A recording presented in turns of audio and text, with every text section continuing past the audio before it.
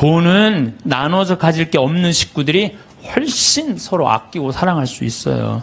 돈보다는 형제 간의 우애를 더 중요시해서 이렇게 키우는 집안은 하느님 꽉 붙잡고 사는 집안이에요. 돈은요, 남한테 빌리러 다니지만 않을 만큼만 있으면 돼요. 또 넉넉하게 있다 하더라도 자식들이나 부모 형제들끼리 돈 하면서 사는 게 아니고 하느님 나라 영광 위해서 또 하느님을 위해서 쓰면 돼요. 돈 없으면 안 쓰면 돼. 안 쓰면. 저는 아울렛이 뭔지를 몰랐어요. 아울렛이 뭔지를 몰랐는데 내가 이제 강원도 평창 이제 강의 들어왔다 나갔다 하는 동안 여주 쪽에 엄청나게 큰 아울렛이 있더라고요. 그러고 가다가 저 양복 강의할 때 양복 없으면 양복 한번 사러 가자. 양복 딱 들어갔는데 웃돌이 하나를 골랐는데 200만 원 하나에. 그래갖고 내가 딱 접어두고 가자. 그래갖고 문정동 아울렛에 가갖고 50만 원을 가지고 거기서 산 거예요. 양복 2벌. 내가 평화방송에서 찍는 게 거기서 산 거예요. 양복 2벌에 바지 4개.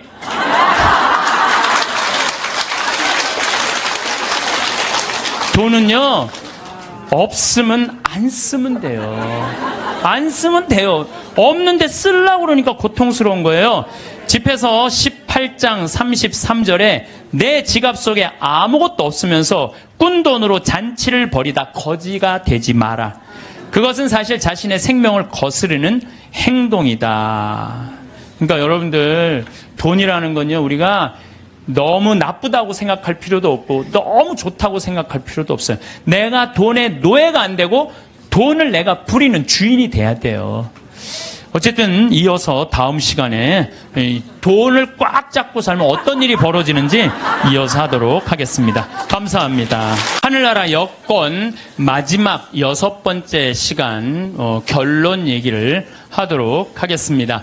제가 요즘 이렇게 강의를 다니면서 우리 천주교 교우들이 이렇게 많은지 나 몰랐어요.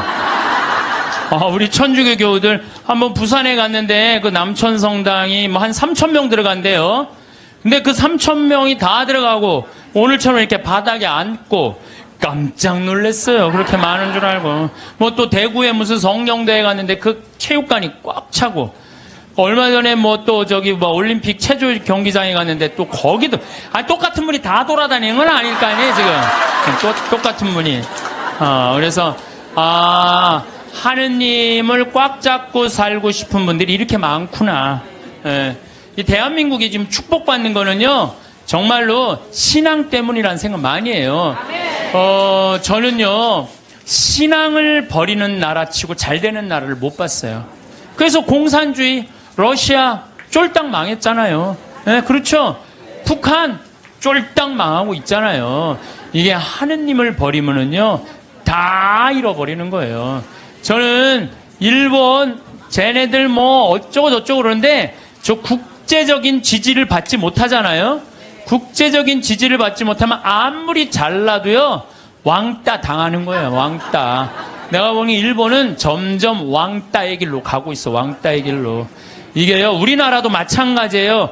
우리나라도 이제 먹고 살만하다고 다른 나라 무시하고, 여기 우리나라에 지금 외국인들 한 140만 명이 들어와 있대잖아요. 우리가 미국에 가고 얼마나 서름 많이 받았어요. 그런데 지금 우리나라에 들어와 있는 방글라데시 사람들, 베트남 사람들, 이런 사람들 귀하게 여기지 않잖아요. 그게 다시 다 고통으로 돌아와요. 우리가 정말로 그런 사람들 따뜻하게, 이제는요, 단일 민족 끝났어요. 단일 민족으로 이 나라를 유지할 수가 없어요. 그리고 시대가 어떤 시대인데 단일 민족 이거 따져요. 이거 꼭 아들 따지는 집하고 똑같은 거야. 아들 따지는 집하고. 이제는 지구는요, 글로벌한 시대야.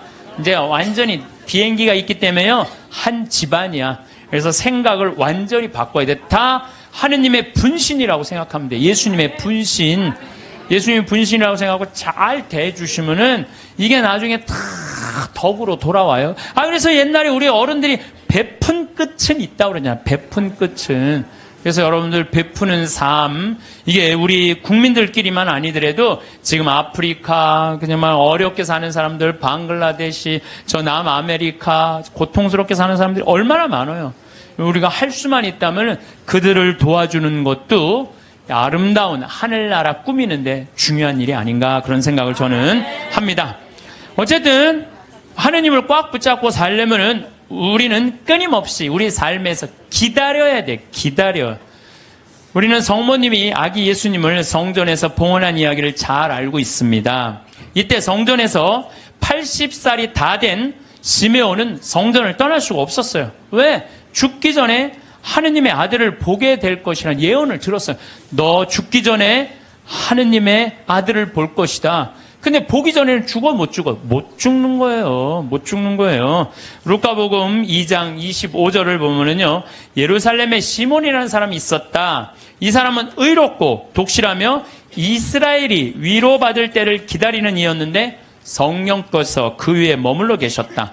성령께서는 그에게 주님이 그리스도를 뵙기 전에는 죽지 아니라고 알려주셨다. 그가 성령에 이끌러 성전으로 들어갔다. 그리고 아기에 관한 율법의 관례를 준수하려고 부모가 아기 예수님을 데리고 들어오자 그는 아기를 두 팔에 받아안고 이렇게 하느님을 찬미하였다. 주님, 이제야 말씀하신 대로 당신 종을 평화로이 떠나게 해주셨습니다. 제 눈이 당신의 구원을 본 것입니다. 이는 당신께서 모든 민족들 앞에서 마련하신 것으로 다른 민족에게는 계시의 빛이시오 당신 백성 이스라엘에게는 영광입니다. 한나라는 할머니도 84살이나 될 때까지 구세주를 기다려요. 성전을 떠나는 일 없이 단식하고 기도하며 밤낮으로 하느님을 섬겼다. 한나 역시 구세주를 두 눈으로 볼 수 있었어요. 이 사람들은 평생 성전 앞에서 누구를 기다리는 거야? 구세주를 기다린 거예요. 그리고 그냥 그 아기 예수님, 완성되지도 않고 그냥 그 아기만 보고도 이 사람들은 큰 기쁨을 누릴 수 있게 된 거죠. 우리 신앙생활은요, 기다림의 연속이에요. 내 삶에 예수님께서 언제 문을 두드릴지 깨어 기다려야 한다는 거죠.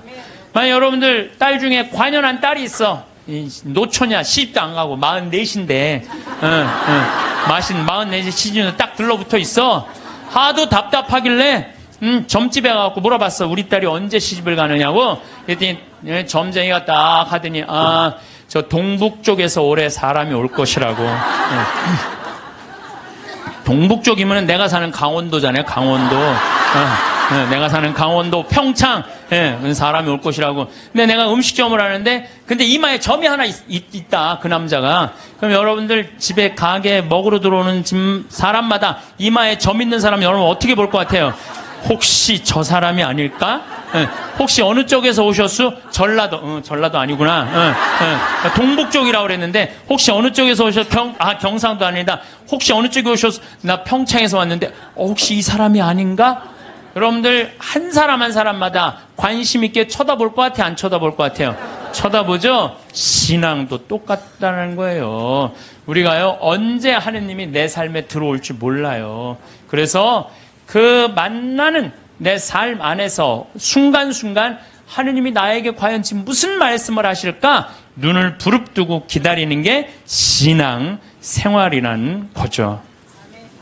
예수님께서 마태복음 25장 13절에 그러니 깨어있어라. 너희가 그날과 그 시간을 모르기 때문이다. 우리는 항상 깨어있어야 돼요.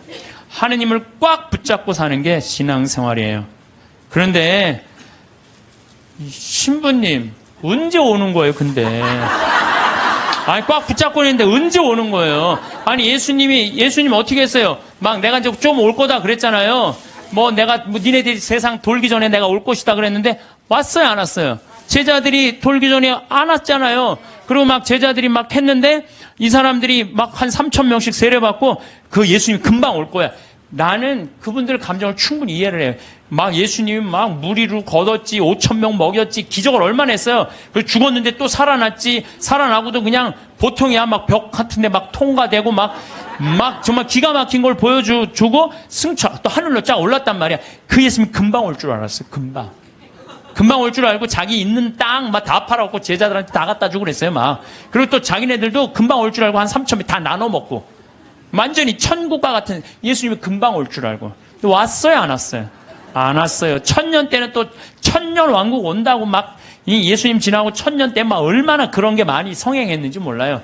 또 2000년 때 또 막 온다고 막 온다고 휴거 1992년 10월 26일인가 막 그날 막 한 2000명인가 막 난 또 진짜 아니 그 사기 당하는 사람 아니 이거 너 저기 뭐 1000만 원 내면 한 달에 92만 원 낸다는 거나 이게 다 동시에 3천만 하늘로 올라가는 내가 보기엔 똑같아요. 사기 당하는 건 똑같아요. 신앙의 사기도 많아요. 그냥 올라가지도 않았잖아요 그때. 그랬어요 안 그랬어요? 안 올라가. 2000년이 언제 오는 거야? 온다고 그러더니 예수님. 근데 예수님 안 왔어요? 예수님이요 매일 왔어요. 매일 오셨어요. 이 예수님이 이제 승천하시고 난 다음에 저기 제일 먼저 상징적으로 온 사람이 누구예요? 사도 바오로잖아요. 사도 바오로가 스테파노 죽을 때 어떻게 했어요? 옷을 들고 있었어요. 옷을 지키고 있었어요. 당시에 저기 사람을 죽이려고 그럴 때 옷을 지키고 있는 사람은요 가장 앞장서는 사람이래요.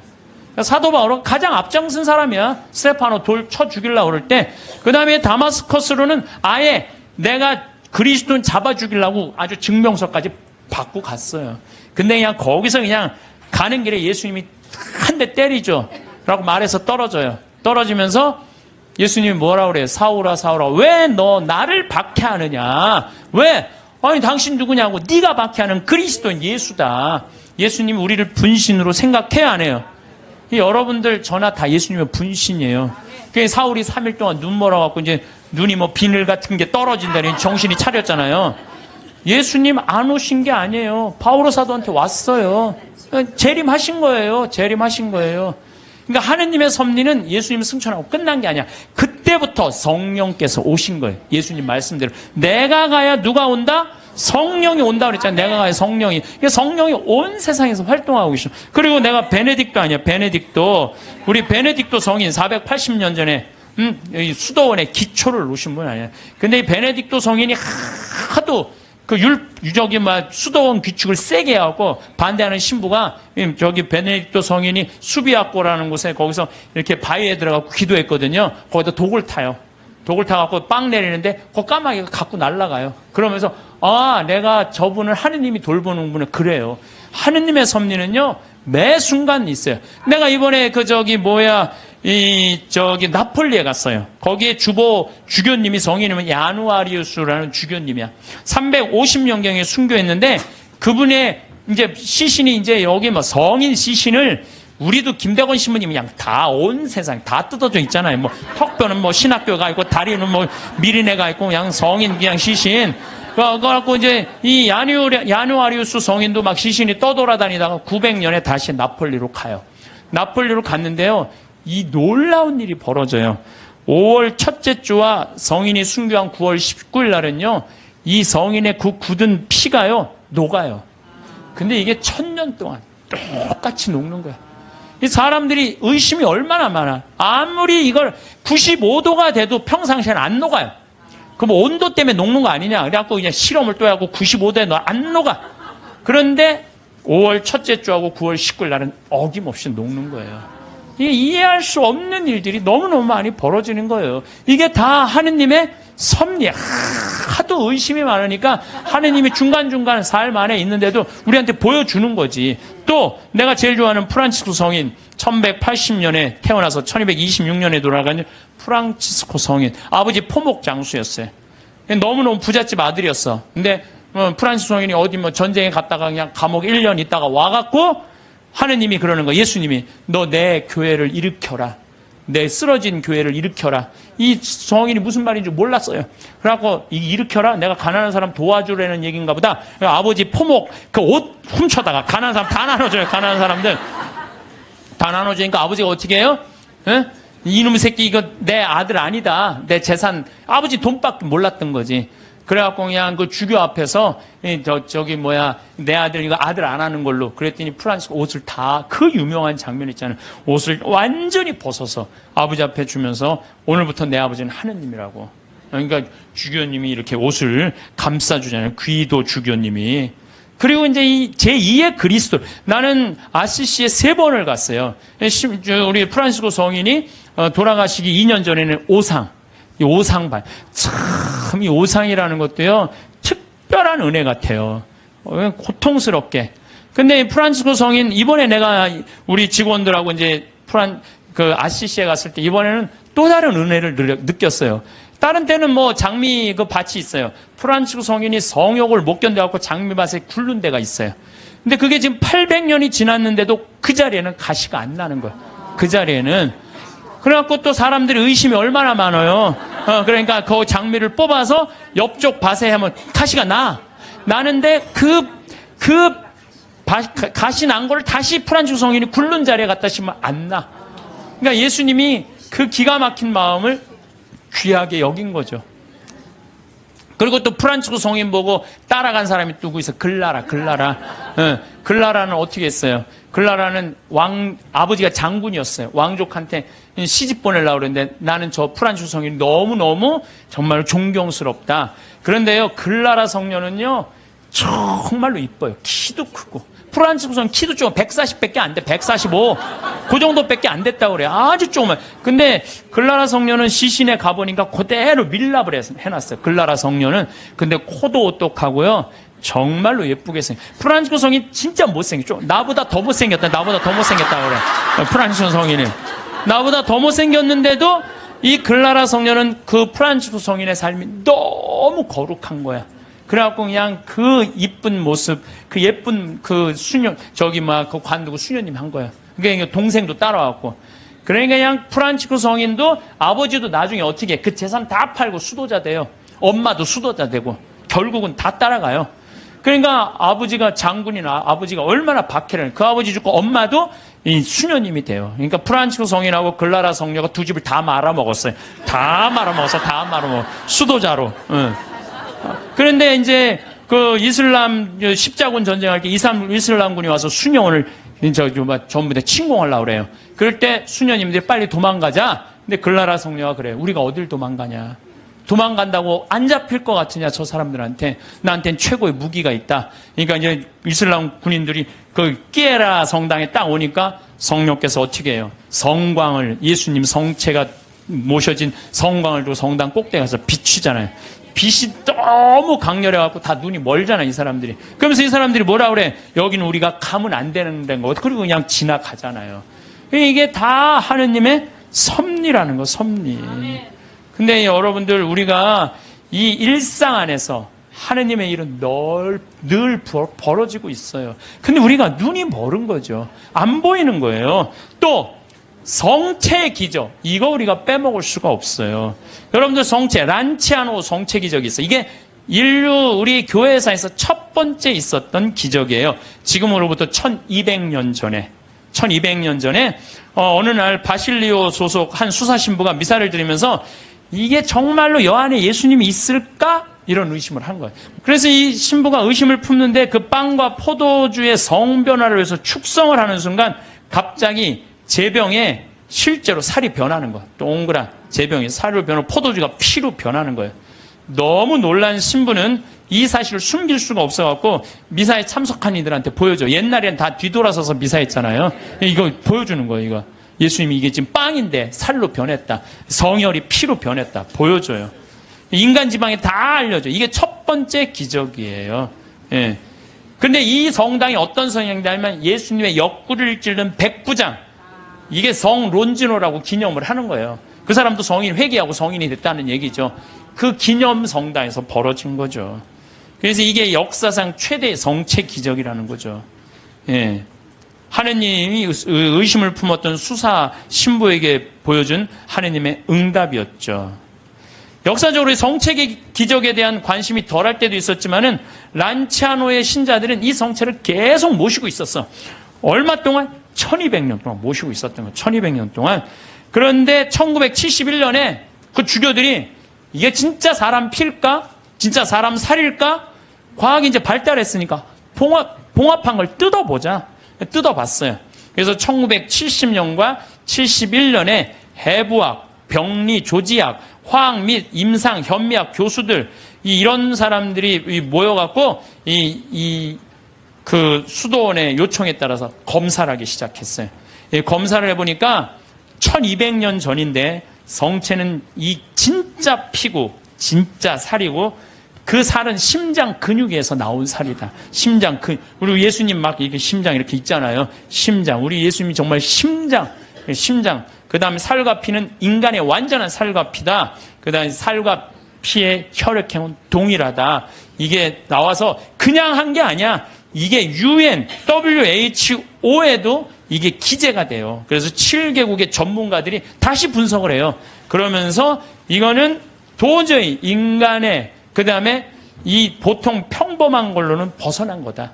인간이 설명할 수 없는 이건 기적이다. 그래서 성체의 신비, 이게 매 미사 때마다 일어나는 거죠. 또 이게 이제 800년에 벌어진 건데 1263년에 독일의 신부, 이 신부도 또 의심한 거야. 베드로 신부. 순례를 가던 중에 볼로냐라고, 이것도 이탈리아예요. 그런데 경건한 신부였는데도 불구하고 축성된 면병 안에 그리스도께서 실제로 계시다는 걸 믿기가 어려웠던 거예요. 경건한 신부였는데도. 그러니까 여러분들 의심하는 건 나도 이해가 돼요. 경건화되는데도 이러네요. 경건화되는데도. 그런데 이가 순교자 크리스티나 무덤 위에 세워진 성당에서 미사를 거행하고 있는데 축성을 하자마자 축성된 면병에서 피가 흐르기 시작한 거예요. 그래서 신부 손가락을 적시고 제대와 성체포를 다 흘러내리죠. 그래서 신부는 당황을 하죠. 근데 당시 교황 우르바노 4세가 그 근처에 와 있었어요. 그래서 내가 의심을 했는데 이게 피가 이렇게 변했습니다. 사면을 해요. 근데 교황 우르바노 이 4세가 그거를 보고요. 성 토마스 아퀴나스 성인한테 이 성체는 그냥 우리가 기념이 아니라 이건 현존이다, 현존. 이 토마스 아퀴나스 성인한테 이 기적을 통해서 기도문을 하라고 그래요. 그게 바로 우리가 그 유명한 성체 창가예요. 여러분들 한 번씩 들어봤죠? 엎드려 절하나이다. 눈으로 보아 알 수 없는 하느님. 두 가지 형상 안에 분명히 계시오나 우러러 배울수록 전혀 알 길 없었기에 제 마음은 오로지 믿을 뿐입니다. 보고 맛보고 만져봐도 알 길 없고 다만 들음으로써 믿음 든든해지오니 믿나이다. 천주성자 말씀하신 모든 것을 주님의 말씀보다 더 참된 진리 없나이다. 십자가에서는 신성을 감추시고 여기서는 인성마저 아니 보이시나 저는 신성 인성을 둘 다 믿어 고백하며 뉘우치던 저 강도의 기도를 올리나이다. 토마스처럼 그 상처를 이 토마스는 12사도가 이제 여기 예수님 이렇게 나타났다고 그러니까 뭐라 그래? 난 내 손으로 그분 옆구리에 손 찔러보고 못자국 넣어봐야 된다. 그 토마스 얘기예요. 토마스처럼 그 상처는 보지 못하여도 저의 하느님이심을 믿어 의심 안 싸우니 언제나 주님을 더욱더 믿고 바라고 사랑하게 하소서. 주님의 죽음을 기념하는 성사여, 사람에게 생명 주는 살아있는 빵이여, 제 영혼 당신으로 살아가고 언제나 그 단맛을, 성체 단맛을 느끼게 하소서. 사랑 깊은 펠리칸, 이 펠리칸 얘기는 잘 아시죠? 펠리칸이라는 새는 어떻게 해요? 자기 새끼가 이렇게 나무에다 하는 게 아니라 이렇게 모래밭에다가 이렇게 새끼를 하는데 그 독사들이 그 알을 너무너무 좋아하잖아요. 그래갖고 이 새끼들이 그냥 조금만 그 새끼 잡아먹으려고 독사들이 막 물으면은 피가 묽어져요. 그럼 펠리칸이나 어미새가 와갖고 독사를 다 쫙 죽이고 그 새끼 배를 막 쫙요. 자기 배도 막 짜고 새끼 배를 쪼는 건 뭐야? 피가 독에 묻은 피가 빠져나가라는 거야. 그 자기 맨 부리 앞에 거기에 피를 짜요. 여기 제일 뜨거운 피가 있어. 그래갖고 새끼 입에다가 그걸 넣어줘요. 그러면 이 피가 새나고 너무 진해갖고 새나가지가 않는 거야. 그래서 새끼가 다시 살아나는 거예요. 이게 예수님의 사랑이 그거야. 예수님이 피를 흘려갖고 우리가 새 속에 악마의 독에 물려갖고 정신을 못 차려. 그러니까 우리 다 새 속의 독을 다 빼내고 당신의 피를 넣어주는 거. 그래서 그 사랑 깊은 펠리칸 그 얘기를 하는 거예요. 사랑 깊은 펠리칸 주 예수님 더러운 저 당신 피로 씻어주소서. 그 한 방울만으로도 온 세상을 모든 죄악에서 구해내시리이다. 예수님 지금은 가려져 계시오나 이렇듯 애타게 간구하오니 언젠가 드러내실 주님 얼굴 마주 뵙고 주님 영광 바라보며 기뻐하게 하소서. 아멘. 이게 이 기적이 있은 지 1년이 지나고 난 다음에 1264년 8월 교황 우르바노 4세가 토마스 아퀴나스 이 기도문 1년 동안 이 토마스 아퀴나 성인이 묵상을 한 거예요. 그래갖고 성체 축일이 제정이 된 거예요. 이 기적을 통해서. 그래서 여러분들 성체 성결 대축일 기념하잖아요. 이게 이런 사연으로 생겨난 거예요. 이런 사연으로. 예, 그래서 정말로 이런 것들을 보면은 참 우리 신앙은요, 그냥 지나갈 게 하나도 없어. 다 정말 황금이에요, 황금. 예, 또 시에나의 성체기죠. 이거는 이제 훌쩍 또 넘어서 1700년. 1700년에 시에나에서 거행 미사를 하고 있는데 어떤 도둑이 들어와서 성체를 훔쳐가요.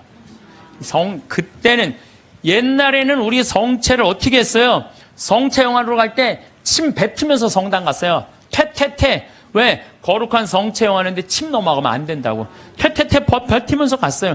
그리고 몇 시간 전에 공복제 24시간 하루 종일 굶었어요. 요즘은 뭐 30분으로 줄어들었지만 세상 좋아졌어요. 그래서 옛날에 그 왕림성당 125주년 한다고 그러는데 그 왕림성당에 그 동네 사람들이 다 갈 때요, 너무 배가 고파고 하루 공복제를 지켜야 되니까 물 먹고 간 거 물 먹고 시내 물 먹고 그리고 이 태태태 침 뱉고 성체 깨끗하게 모신다고. 그런데 옛날에는 성체가로 떨어지는 것도 무서워서 쟁반 가지고 어떻게 했어요? 다 바쳤잖아요. 그러면 혀로 하면은 쟁반, 그것도, 나 어렸을 때 복사해갖고 그 쟁반, 난 또 주교자 성당에서 쟁반 대갖고 복사할 때 죽어. 한 1000번 이렇게 하고 나면요.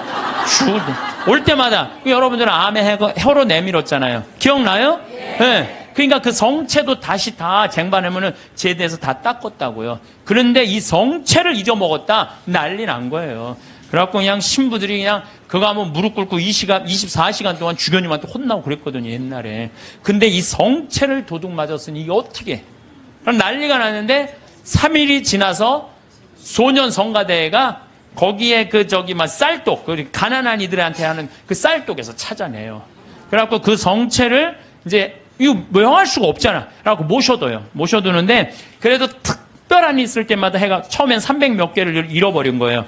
그런데 요즘은 뭐 223개 남았대요. 그런데 이게 300년이 지났는데도 하나도 안 변한 거예요. 이게 면역 밀떡은 조금 지나면 변하거든요. 100년, 200년, 300년이 지났는데 하나도 안 변한 거예요. 이게 바로 하느님의, 그냥 매일 하느님의 섭리는 벌어져. 여러분들 맨날 성체 영화하는 거 맨날 살아있는 예수님 영화하는 거예요. 그게 매일 하느님이 어디 있는 거야? 왜 안 오는 거야?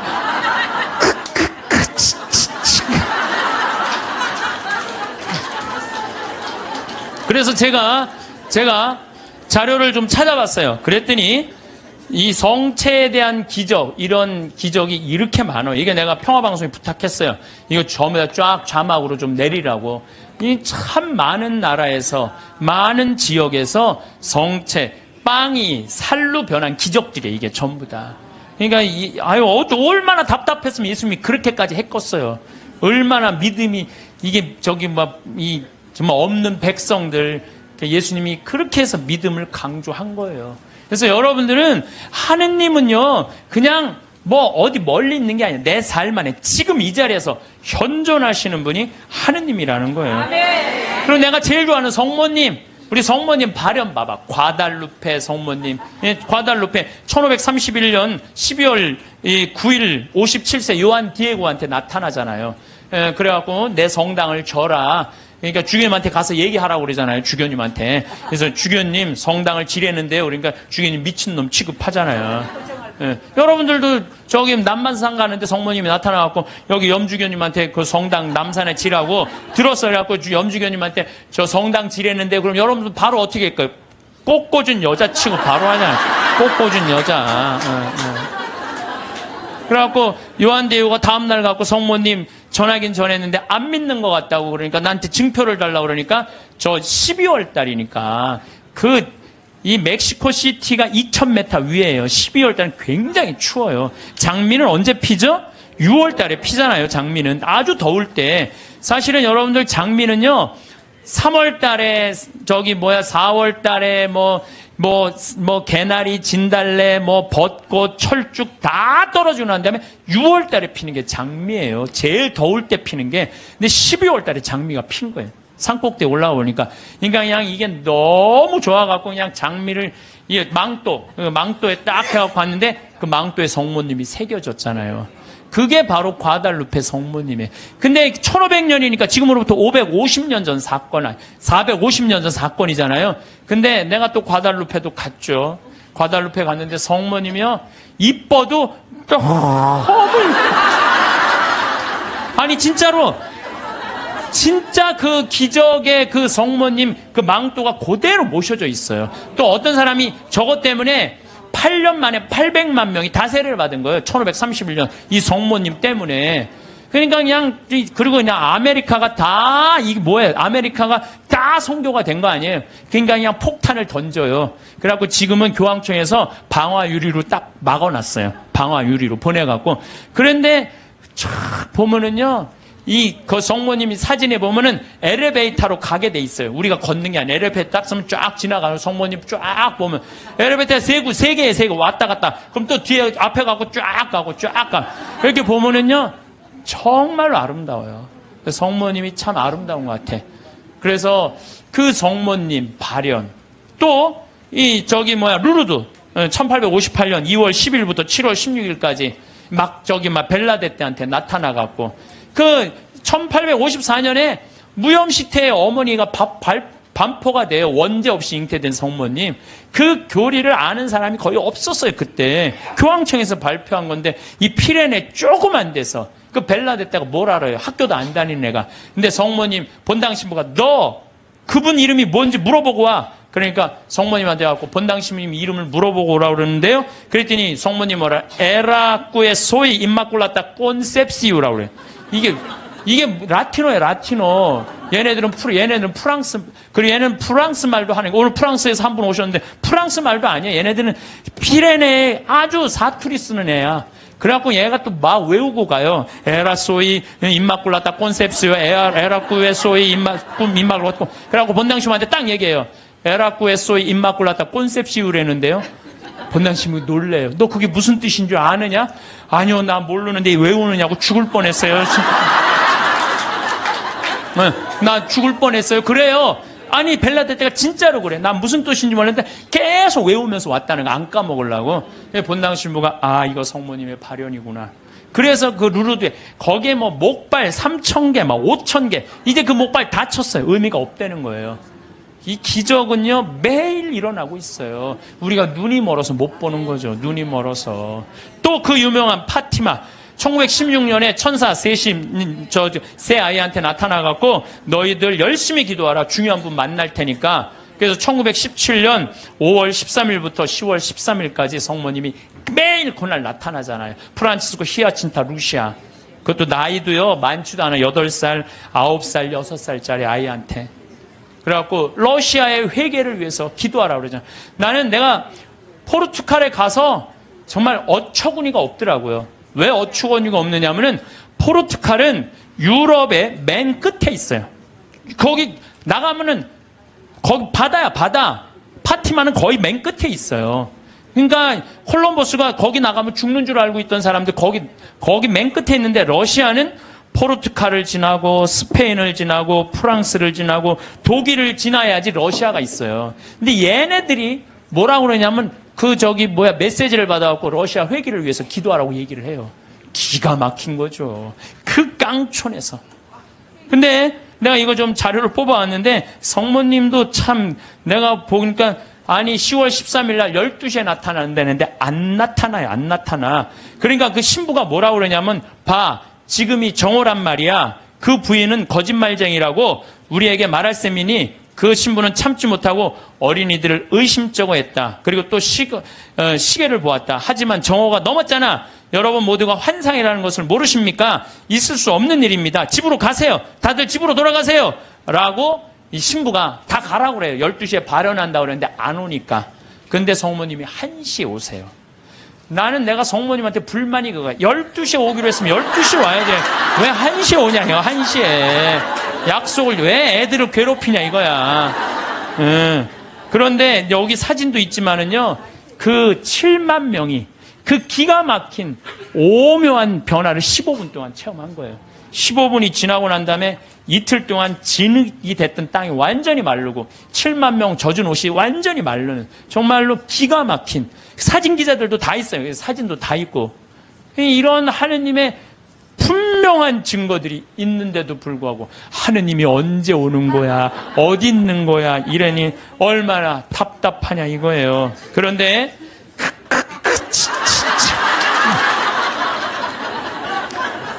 근데 제가 여러분들한테 오늘 특별히 소개할 분은요, 과달루페 성모님도 아니고 루르드 성모님도 아니고 그 다음에 파티마 성모님도 아니에요. 오늘 여러분들한테 특별히 소개할 성모님은 르완다 성모님이에요. 르완다 성모님은 1981년 11월 21일 고등학교 16살짜리 여자의 알퐁신 무무레케라는 애한테 발현을 하세요. 르완다라는 나라는요, 제가 이번에 잠비아 가면서도 자세히 봤어요. 정말로 키베오 호수라고 아주 조그만 나라. 르완다는 1992년, 3, 4년에 100만 명 학살한 그렇게 해서 여러분들 들은 나라예요. 그런데 이때 성모님이 나타나고 이 학살을 미리 예언을 해요. 회개하라고. 근데 이 아이는 너무 외로웠어. 자기가 너무 힘들었어. 그래서 성모님한테 뭐라고 그러냐면은, 성모님 나 너무 힘들어요. 외로워요. 그러니까 성모님이 나타나요. 그래서 나는 너를 위로하러 하늘에서 왔다 하시면서 메시지를 전해주길 바래요. 혹시 여기 계신 분들, 외롭고 힘든 분들 많을 거예요 아마. 또 어디 가서 찾아 성모님한테 나를 위로해달라고 그러면 성모님 위로해 주실 거예요. 이 성모님이 나타나는 동안 그 아이의 표현이 그래요. 너무 아름다운 부인이 나타나는데 얼굴이 까만색인지 하얀색인지 모를 정도로 하여튼 환상적으로 아름다웠다는. 그리고 다리가 안 보이는데 빛이 쫙, 모든 아이들의 발현이 다 그래요. 예. 그래서 사제가 성모님 발현이 하여튼 신부들이 문제야. 보면 다 반대하는 게 신부들이야. 신부들이 성모님 발현이 어디 있느냐 하면서 요즘 말하면 학교장한테 걔를 박해하라고 그래요. 라고 학교장이 무지하게 박해를 해요. 마리 끌레르라는 아이가, 얘가 성모님이 막 발현하면 혼이 나갔을 때 머리카락을 막 잡아당겨요. 발현할 때. 그리고 막 손가락을 꺾고 힘껏 꼬집고 귀에 대다고 소리를 막 질러. 그러는데도 얘는 그걸 몰라요. 발현 때는. 그 거의 탈원 상태에 들어가 자기를 괴롭히는 걸 모르는 거죠. 근데 1981년 1월 12일에 성모님께서 두 번째 학생한테 발현하세요. 17살 먹은 아나탈리 무카마진 파카. 이름이 무지하게 어려워요. 하여튼. 아나탈리 무카마진 파카한테 나타나요. 이 학생은 굉장히 신심이 두터운 학생이에요. 매일 수업 전에 묵주기도 하고 쉬는 시간에 성서 읽고 완전 우리 신학교 때처럼 얘 살았어 보니까. 근데 이 아이한테 성모님이 나타나고 메시지를 빨리 회개해야 된다. 이 르완다라는 나라는 그 메시지를 큰 고통이 올 것이다 라는 메시지를 전해줘요. 근데 제일 놀라운 거는 이 마리 끌레르 막 꼬집고 꺾고 머리끄댕이 끌어당기는 한테 성모님이 보기에도 너무 했나 봐. 얘한테 나타나요. 얘한테 1982년 3월 1일 날 두 소년을 괴롭히던 마리 끌레르에게 나타나요. 나타났을 때 얘가 너무 아름다운 부인이 자기한테 찾아왔을 때 환시를 부정합니다. 왜? 자기가 박했잖아. 애들 둘을 괴롭히고. 이 10대 소녀는 자신이 조롱하고 공격했던 두 소녀가 자기를 속이는 거라고, 성모님이 나타나 속인 거라고 확신해요. 속인 게 아니라 자기가 미쳤거나 악마에 사로잡혔다고 생각을 해요. 그러나 성모님의 안심시키는 목소리로 마리 끌레르는 완전히 사람이 변해요. 그러니까 그동안 미안했다고 눈물을 하면서 이 두 소녀와 함께 이 세 소녀는 성모님의 이게 내가 왜 여러분들한테 말 교황청 인정이 떨어졌어요. 교황청에서. 그건 확실한 성모님 발현이다. 근데 사실은 여기에 더 놀라운 거는 셰가타샤라는 남자아이예요. 이 남자애한테 누가 나타나요? 예수님이 나타나요. 예수님이. 근데 문제는 얘는 성당에 안 다니는 애예요. 뭐 성당에 안 다니는 사람한테도 많이 나타나요. 그래서 저는 이게 이제 평화방송에도 나가겠지만 가끔 이런 얘기를 해요. 우리 교회에만 구원이 있다. 이렇게 말하는데 그거는요 모르는 소리예요. 아니 그럼 얘한테 나타나지 말아야지. 그렇지 않아요? 그런데 이 동네는 아예 예수님을 모르는 동네예요. 그리고 여러분들 아프리카 가봤어? 안 가봤으면 말을 하지 마세요. 아프리카는 우리가 생각하는 것처럼 전선이 있는 것도 아니고 방송이 있는 것도 아니에요. 그러니까 내가 밤에 한번 다녀봤는데 진짜 이 사람들이 차가 없으니까 다 걸어 다녀요. 저 강원지 경상도 시골에서 살 때 그 어렸을 때 가면 막 귀신 나온다. 불빛, 막 이상한 불빛. 그거하고 똑같아요, 지금도. 그러니까 시골은요, 완전히 차단된 데야. 거기는 성당도 없고, 교회도 없고, 아무것도 없는 애야. 얘는 학교도 안 다니는 애야. 성당이, 예수님이 뭔지도 모르는 애야. 이 예수님이 나타나고 성서에 대한 얘기 다 해주고, 사도신경 다 알려주고, 그 다음에 나는 이 셰가 타샤한테 예수님이 해준 말이 너무 마음에 들어서 여러분들한테 얘기를 해줘요. 모든 사람에게 말하여라. 성경을 읽고 내가 한 말을 찾아보아라. 그러니까 여러분들, 제가 이 교우들한테 안타까운 게 뭐냐면 신앙생활 할 때 보면 막 특별한 뭐가 나오기를 바라는 분들이 있어요. 그런 거 없어요. 특별한 게 어디 있어요. 내 손에서 뭐가 나오길 바라는데 내 손에선 아무것도 안 나와요. 내 손에선 아무것도 안 나와요. 그런데 특별한 게 아니에요. 예수님이 강조하는 건 성서. 2000년 전에 예수님이 와서 하신 말씀을 보라는 거예요. 그 안에 다 들어있어. 모든 우리의 답답한 거, 궁금한 거 어디에 다 들어있어? 성서에 다. 그러니까 모든 사람에게 말하여라. 성경을 읽고 내가 한 말을 찾아보아라. 내가 예전에 한 말을 모두 믿고 그대로 살아라. 아멘. 최후 심판 날에는 이중적인 의미가 있다. 각자에게 심판의 날은 곧 죽음의 날이다. 전 인류에게 있어서 최후 심판 날은 나의 재림날이 될 것이다. 어떤 날이든 그날은 모든 사람이 하느님을 더 가까이, 이게 멸망이 아니야. 여러분들 최후 심판, 재림, 이걸 멸망으로 하는데 멸망이 아니에요. 완성이에요, 완성. 우리 신부님이 말씀하신 오메가 포인트라는 거예요. 완성으로 간다는 거예요. 그러니까 인류는요, 지금 완성으로 향해서 가는 거예요. 인류가 망할 것 같아. 2000년 전, 1000년 전에 비하면요, 지금처럼 건강한 적이 없어요. 지금처럼 전쟁이 없는 적이 없어요. 지금처럼 건강한 적. 여러분들 생각을 해봐. 200년 전에 이 중에 70%는 다 종으로 살았어요. 사람 같지도 않게 살았어요, 이 중에는. 그렇죠? 양반 비율이요, 충청도가 제일 많았는데 15%였어요, 15%. 나머지는 다 평민, 상민, 종으로 살았어, 나머지는 다.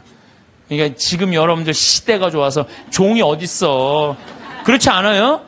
굉장히 건강해진 거예요. 긍정적인 눈으로 바라보셔야 돼. 또 요즘 아주 1968년 이탈리아 로톤도의 비오 신부님, 이 신부님 책을 한번 사서 읽어보세요. 정말로 하느님의 섭리가 그대로 드러나신 신부님이 이 비오 신부님이에요. 비오 신부님은요, 정말 평생 오상 받았어요. 근데 이 신부님도요, 이 오상이 싫었던 거야. 왜? 이게 사람이 자꾸 이렇게 쳐다보고 막 와서 확인하고 그러니까. 그래서 처음에 감춰요. 막 붕대로 싸요, 오상을. 그러다가 하다 안 되니까 오상을 드러내 놓으셔요. 그러니까 사람들이 너무 많이 모이니까요, 또 위에서 또 반대해요. 너 미사하지 말고 고해성사하지 말라고, 혼자 해라고 순명을 하세요, 이 신부님이. 정말 생기기도 이 신부님은 잘생겼어. 아주 잘생긴 신부님인데, 그리고 의사들이 붙어요. 왜? 50년 동안 오상을 입었으니까 이게 병으로 오염되지 않을 거나 계속. 그런데도 오염되지 않은 채로 50년을 가고, 이게 비오 신부님이 물어봐요. 나 이거 언제 끝나느냐고. 너 죽는 날 끝난다. 그런데 놀랍게도 신부님이 돌아가시는 날 이게 싹 치유가 돼요. 돌아가시는 날. 예. 이게 살아있는 하느님의 증거죠. 하느님께서는요, 끊임없이 활동하고 계셔요. 우리가 깨어 눈을 부릅뜨고 하느님의 활동을 기다리지 않아서 그렇죠. 시메온처럼요, 애절한 마음으로 하느님의 손길을 느끼려고만 한다면 수도 없는 하느님의 섭리를 여러분들은 느끼실 수 있을 거예요. 좋아. 내가 지금 오늘부터 하느님하고 살 거야. 근데 내가 지금 빨리 나가서 택시를 잡아야 돼. 내가 기도하면은 내가 막 택시가 금방 올 거야. 하느님이 보내줄 거야. 그래갖고 그냥 막 나가고 딱 하느님이 딱 택시를 보내줘서, 역시 하느님은 내 기도를 들어주셔. 이런 분은요, 신자가 아니라 환자예요, 환자. 이런 분들은 신자가 아니라 환자예요, 환자. 하느님은 특별한 일에 내 삶에 관여하시는 게 아니에요. 일상 안에 관여하시는 거예요. 그래서 그 유명한 얘기가 있죠. 어떤 정말 기가 막히게 열심한, 하느님의 섭리를 매일매일 믿는 사람이 이제 동네 홍수가 났어. 그래갖고 이제 911에서 방송을 한 거야, 이제. 빨리 피신하십시오. 지금 위험하니까 빨리 피신하십시오. 그랬더니 이 사람은 그러는 거야. 나는 하느님이 와서 구해줄 거다. 홍수가 와도 이 노아가 그 홍수가 났을 때 하느님이 구해줬듯이 나는 구해줄 것이다. 근데 이제 다 피했는데 이 사람은 안 피한 거야. 그래갖고 보트가 왔어. 보트가 와갖고 빨리 타시라고. 그랬더니 나는 하느님이 구해줄 건데 이 보트에 이 많은 질문 어떻게 신으면 하느님이 완벽하게 구해줄 테니까 니네들 가라. 그럼 얼마나 버팅겼는지 그 보트가 못 구했어요. 그러고 난 다음에 이제 또 물이 차갖고 지붕까지 했네. 지붕에 올라가고 헬기가 왔어. 헬기가 빨리 타라고. 이거 안 타면 이거 죽는다고. 걱정하지 마. 하느님이 와서 구해줄 테니까 당신 가라고. 마지막 이 사람 죽었어요. 죽어갖고 하느님한테 따졌어요.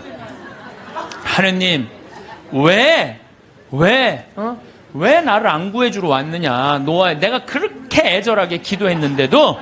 그랬더니 하느님이 어이가 없다는 듯이 무슨 소리냐. 나는 너한테 3번 보냈다. 한 번은 방송으로 보내고, 한 번은 배로 보고, 한 번 헬리콥터까지 보냈다.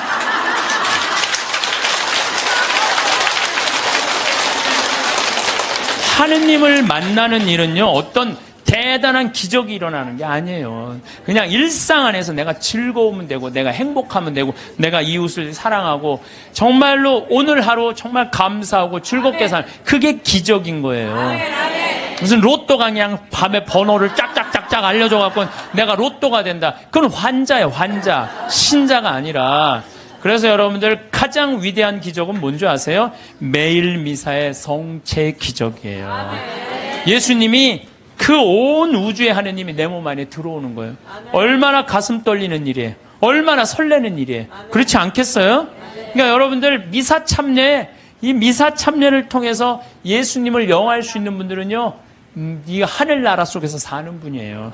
그래서 제가 지난 1, 2, 3회에 대해서도 뭐라고 말씀을 드렸냐면, 이 예수님은 지금도 우리 삶 안에서, 내 삶 안에서 관여하고 계신다. 하느님만 꽉 붙잡고 살면은 하늘나라 경계 없다, 이 세상. 그래갖고 내가 정말로 열심히 사는 사람 가슴에 뭐가 있어? 여건이 있어. 믿음이 굳건한 사람들은 가슴에 여건이 있어. 하늘나라는 요즘은 다 비행기 보낸대요. 비행기 딱 탈 때 여건 심사할 때 뭐만 내면 돼? 여건 딱 내고 어떻게 싹 웃으면서 죽을 때 나 1조 이거 어떻게 하면 좋아? 발버둥 치지 마시고 죽을 때 통장에 500만 원 딱 남기고, 자, 이 세상 나는 이제 그리던 하늘나라 떠난다. 여행 탈 때 비행기 타면 막 가슴이 설레잖아요. 죽는 것도요, 설레는 일이에요. 죽는 거 설레는 일 아니에요? 새로운 삶으로 올라가는 과정인데 얼마나 설레. 그러니까 설레니까 우리 그냥 그 최 신부님 손잡고 우리 마리아 할머니가 씩 웃으면서 이 세상 떠나듯이 여러분들도 마지막 날 웃으면서 떠날 수 있는 그런 분들 되기를 바라겠습니다. 반갑습니다. 예. 이 에너지 위기, 석유, 이 위기에 따라오는 것은 식량 위기입니다. 왜냐하면은 여러분들 농사 옛날에는 다 손으로 졌지만 지금은 다 뭘로 짓죠? 다 기계로 져요. 그거 뭘로 써요? 석유로 써요. 그렇기 때문에 이게 석유값이 올라가면 올라갈수록 누구도 따라 올라가느냐면 식량값도 따라 올라가요. 올해 여러분들 식량이 폭등을 했죠. 여러분들 태국산 쌀이 한 가마에 원래 한 3만 원 정도 했어요. 근데 올 봄에 얼마까지 올라가느냐? 7만 5천 원까지 올라갔어요. 불과 3개월 만에 배가 뛰었어요. 그러니까 이 쌀값, 밀값, 콩값 배로 뛰는 거는 시간 문제예요, 시간 문제. 그래서 우리가 의식주라고 그러잖아요. 입는 거, 먹는 거, 자는 거. 그런데 사실은 제가 이렇게 입는 거는 만약에 내가 이렇게 해갖고 무인도에 이 옷 입고 갔다. 그럼 한 달이고 2달이고 이 옷 입고 살아야죠. 살 수도 있고. 자는 건 내가 산에서 길 잃어버려도 낙엽에 들어가서 자면 돼요. 근데 먹는 거는요, 일주일 동안 안 먹으면 죽어요. 그래서 먹는 건 꼭 필요합니다. 그래서 북한은 의식주라고 안 그럽니다. 식주의라고 그래요. 거꾸로 말을 바꿔요. 먹는 게 그만큼 중요해요. 그런데 지구에는 지금 30억 명이 하루에 $1로 삽니다. 30억 명이. 하루 1달러. 여러분들은 하루에 1,000원 갖고 사세요? 안 사세요? 못 살죠? 여러분들은 10,000원, 20,000원 갖고 사실 거예요. 뭐 30,000원, 40,000원 갖고 살 거야. 그러니까 행복하다는 거예요. 우리가 참 감사하지 못하는 게 큰 병이에요. 얼마나 감사해요. 지금도 전부 다 녹차, 커피 막 다 먹잖아. 얼마나 감사해. 예? 이게 굶어 죽는 나라가, 여러분들 얼마 전에 IT라는 나라, 그 굶어 죽는 거 보셨죠? IT라는 나라는 먹을 게 없어서 어떻게 해요? 흙을 개갖고 거기다 바다를 넣고 그걸 구워서 먹어요. 배가 너무 고프니까. 또 굶어 죽는 나라가 또 하나 있죠. 북한이에요. 북한은 우리가 이게 개방이 안 돼서 그렇지 올해 엄청나게 굶어 죽고 있어요. 북한은 95년, 96년, 2001년 그리고 2008년 올해 대기근을 맞이하고 있습니다. 이 북한은 지금 10만 명 정도가 지금 죽는다 그래요. 지금 굶어서. 근데 얼마가 죽을 줄 몰라요. 왜 죽느냐?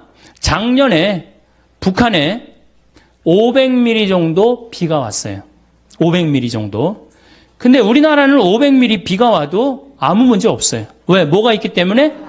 산이 있기 때문에. 그런데 500mm 비가 왔는데 북한은 1년에 필요한 게 600만 톤이에요. 이거 넉넉하게 먹지 못해. 600만 톤. 근데 작년에 비가 와서 얼마를 쓸고 내려갔느냐? 200만 톤을 쓸고 내려갔어요.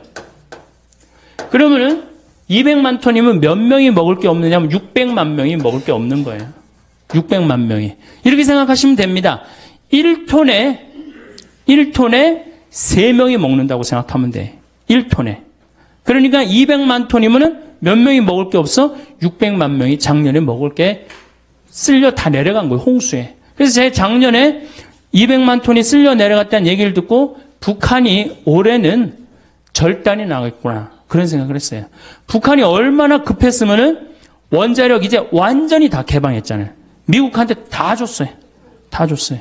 우리나라가 지금 지원을 해줘야 되는데 이번 정부는 북한이 먼저 우리가 지원하지 않겠다. 그 급한 거예요. 북한이. 그러니까 미국이 지원을 지금 50만 톤 해준다 그래. 그래도 150만 톤이 부족합니다. 북한을 먹여 살릴 수 있는 나라는 누구밖에 없어요? 우리나라밖에 없어요. 그리고 미국에서 지원해주면은 배로 오는데 시간이 얼마나 걸려? 한 달, 2달 걸려. 다 굶어 죽어요. 지금이 보릿고기 아니에요. 제일 심한. 그러니까 우리가 판문점으로 바로 지원해주면 되는데 그거를 지금 북한도 못하고 우리나라도 못하고 참 안타깝죠. 세상에서 제일 불쌍한 게 뭔 거예요? 사람으로 태어나서 굶어 죽는 거예요. 굶어 죽는 거. 다른 거 아무것도 없어요. 굶어 죽는 거예요. 근데 지금 북한은 저렇게 굶어 죽고 있어요. 그럼 북한이 왜 굶어 죽느냐? 이게 우리 잘 알아야 돼요. 왜 굶어? 이렇게 내 자식이 미국에 와갖고 의사도 되고 행복하게 살아서 내가 고마워서 내가 돈을 내준다. 그러니까 얘네들 12명 와서 인사를 탁 하고 가더래요. 근데 내가 그러고 한국에 왔는데 한국에서 지뢰해갖고 발목 잘린 군인 있잖아요. 아직도 치료비를 제대로 못 받았다는 거야. 나라를 위해서. 이게 왜 임진왜란 때부터 이런 일이 벌어졌던 거예요. 그래서 내가 그 얘기를 듣고 야 나도 군인들이 이 나라를 지켜서 나도 지금 이렇게 혜택을 받고 있구나. 그래서 내가 결심한 게 있어요. 앞으로 내가 혹시 어느 음식점에서 군인이 밥을 먹으면 내가 쫓아가갖고 너 음식값 내지 마. 내가 내줄게. 내가 IMF 때 이 나라를 누가 지켰어요? 달러는 하나도 없고 금밖에 없잖아요. 원자재는 사갖고 와야 되고 그러니까 어떻게? 우리 금으로 줄 테니까 원자재 줘라. 그래서 이 나라가 일어난 거예요. 그러면은 그 어려운 때 백성들이 금을 내놔갖고 일어났으면 백성들한테 잘해야 될 거 아니야. 국민들한테 잘해야 될 거 아니야. 대기업은 전부 누구 돈으로 다 공적 자금 투자해갖고 은행 살리고 대기업 살린 거 아니에요. 그럼 대기업도 자기네 거 내놔야 되잖아요. 그런데 기껏 10,000원 달라고 그러니까 6,030원 내놓은 거예요.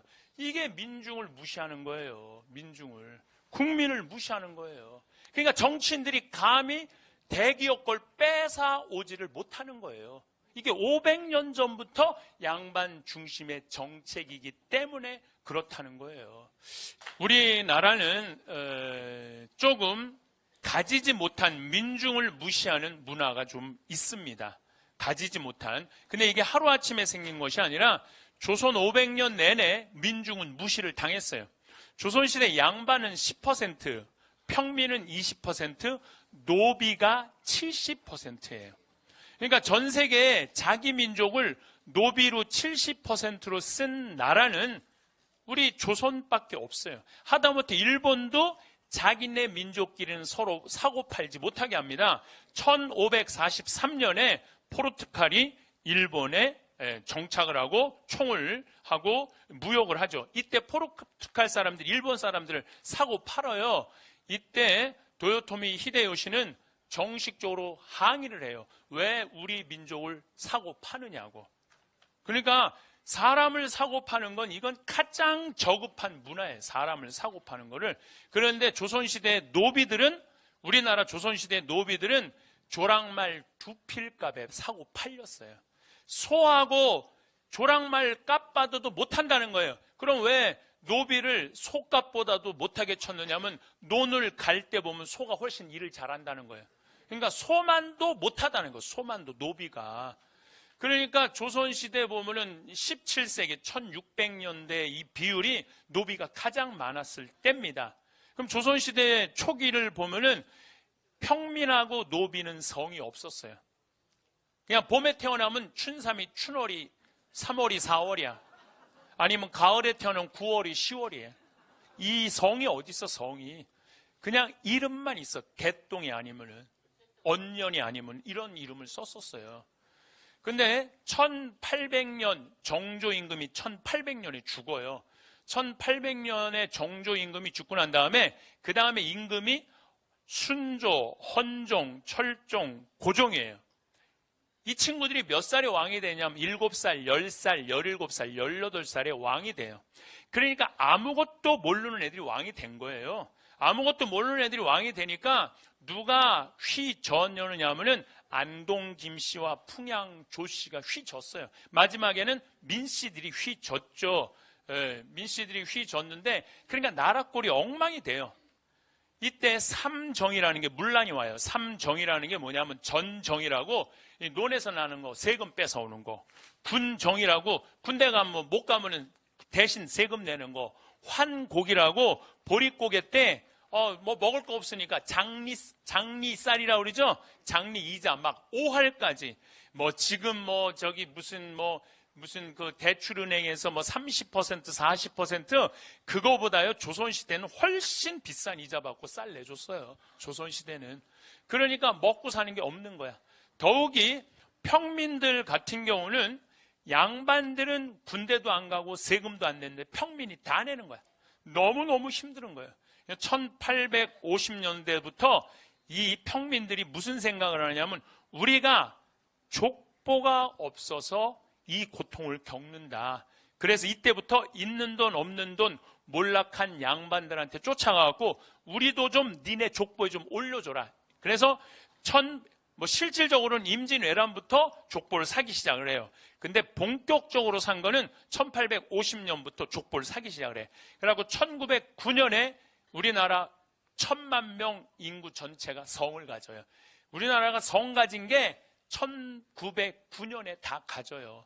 그러니까 여러분들 만약에 지금 1600년에 태어났으면 여기 90%는 다 3월이 4월이 9월이 10월이야.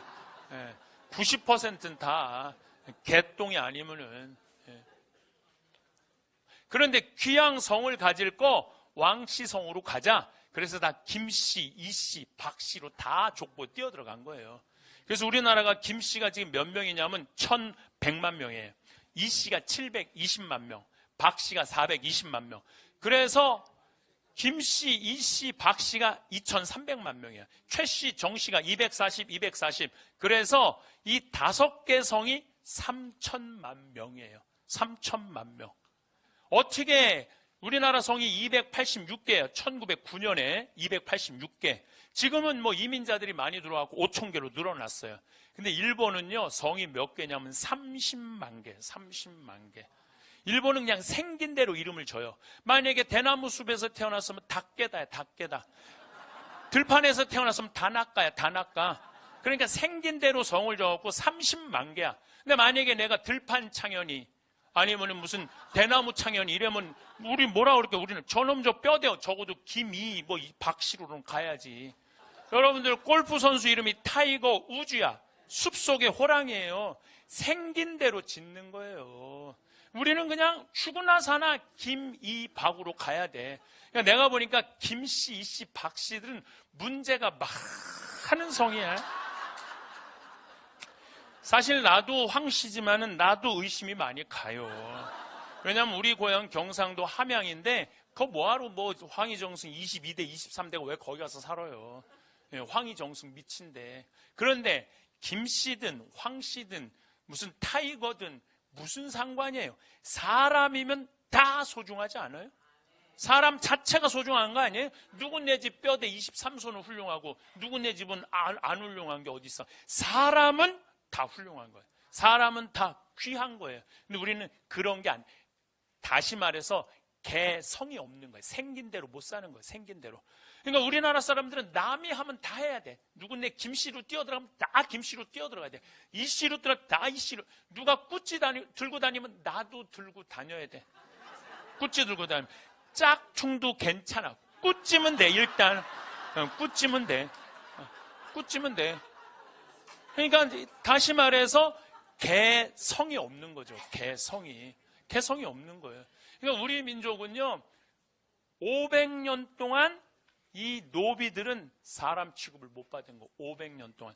1592년 4월 13일 날 임진왜란이 일어났어요. 이때 외놈들이 몇 명이 밀고 들어오냐면 15만 8천 명이 밀고 들어와요. 이때 우리나라 전투 능력을 가지고 있는 군인은 몇 명이었냐면 8천 명이었어요. 15만 8천 명이 밀고 들어오는데 우리나라 전투 병력은 8천 명밖에 안 됐어요. 여러분들 15만 8천 명 전선 700척 운반선 2,000척이 밀고 들어와요. 정발이라는 부산진 그 첨사가 일본 배들이 보입니다. 조공받치러 왔나 보다. 조공이 아닌 것 같은데 가보니까 부산 앞바다 새카맣게 15만 8천 명. 부산진에는 몇 명 있었냐면 1,000명 있었어요. 최전방에. 우리가 일본을 잘못 알고 있어요. 일본은요, 우리나라는요, 남한만 10만 제곱킬로미터예요. 근데 일본은 37만 제곱킬로미터예요. 우리나라보다 3배, 4배가 커요. 4배가. 그리고 우리는 서울서 부산까지 한 450km인데 일본은 삿포로부터 여기 나가사키 맨 끝에서 끝이 3,000km예요. 일본 나라 크기가. 그러니까 일본 애들은 저 밑에 있는 애들은요 추위가 뭔지 몰라요. 일본 애들 보면 막 반스만 입고 다니는 애들 있죠? 팬티만. 반스 이거 일본 말이에요. 이거 없애 이거요. 없애. 네.